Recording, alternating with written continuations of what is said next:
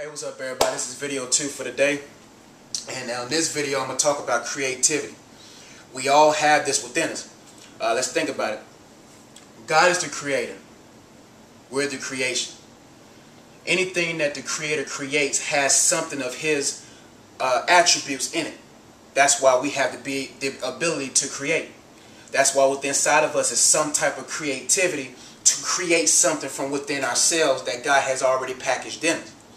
See, one thing about what many of us don't recognize sometimes is that when we are born into this world with gifts and talents don't develop. Talents develop, but they was not conceived once you came to recognize that you had the talent or the gift. Rather, your gift and your talents was already packaged in you before you was even conceived. That's why when you can notice as a child develops, the mother and the father can see certain things in the child that they know that this child is gifted in this area. Sometimes at 5 or 6 you might not see it, but around 12 or 13, depending on that person's environment, that person's creativity will begin to blossom. That's why when many people's creativity is not at certain levels, because their environment is pressing down their creativity instead of pulling their creativity out. That's why when you think about your own personal creativity, when you think about your ability to create, you have to also understand, okay, what is motivating my creativity? Because there's a lot of people that rap, that sing, that act, that dance, that do so much from their gifts and talents, but their creativity is contaminated. Because now they're only using their abilities and their ability to create something, to create music, to create art, to create anything that you have put your mind and emotions to, but you're using it for the wrong purposes. See, when God created something, He created something for it to create something out of itself to benefit others. Not benefit others selfishly, but to bring them into a relationship with God. That's why everything in this world has a purpose that benefits something else.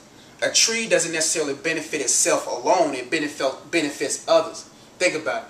A tree produces fruit. A tree produces shade.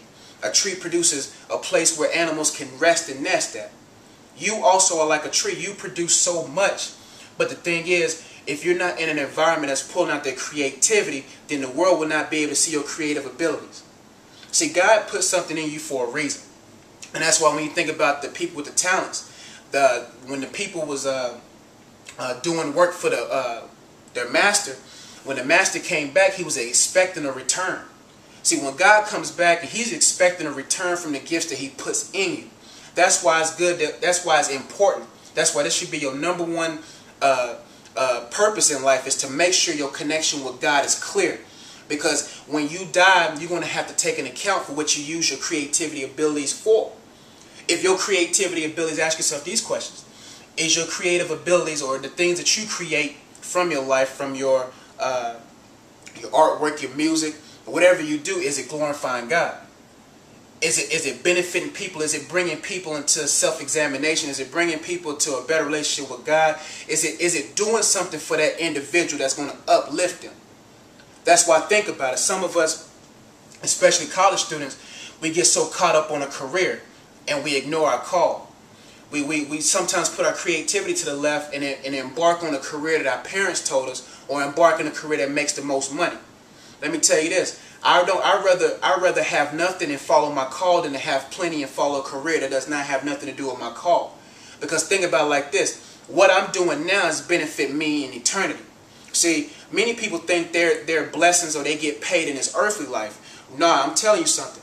You get more. You're going to get paid once you're dead and gone for what you did through your creative abilities. Think of it like this.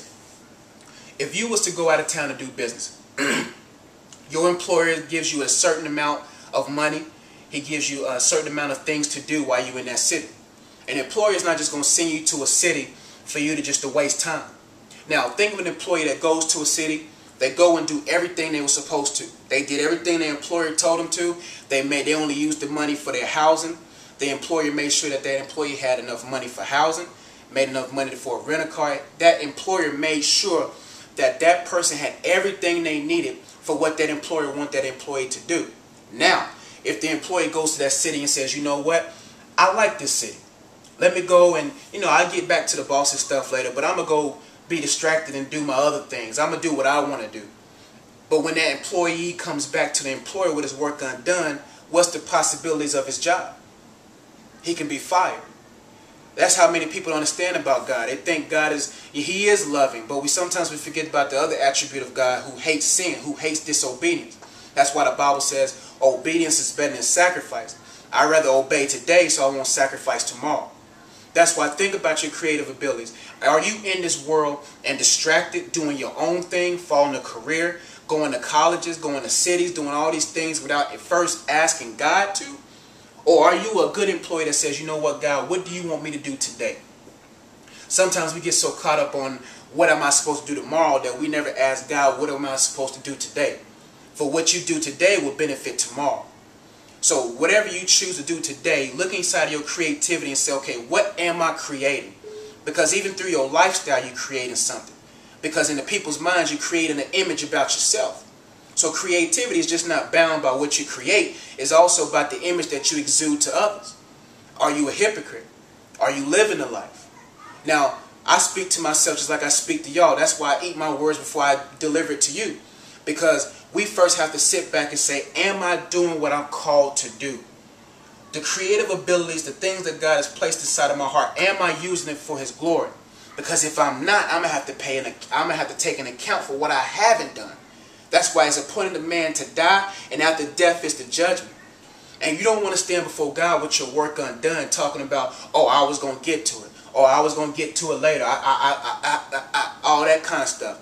That ain't gonna speak no type of volume before God. For God's gonna say, you chose not to spend time with me. You chose not to pray. You chose not to seek my face. You chose to do these things to pursue a career, or to use your creative ability, to use your gifts and talents to benefit the world.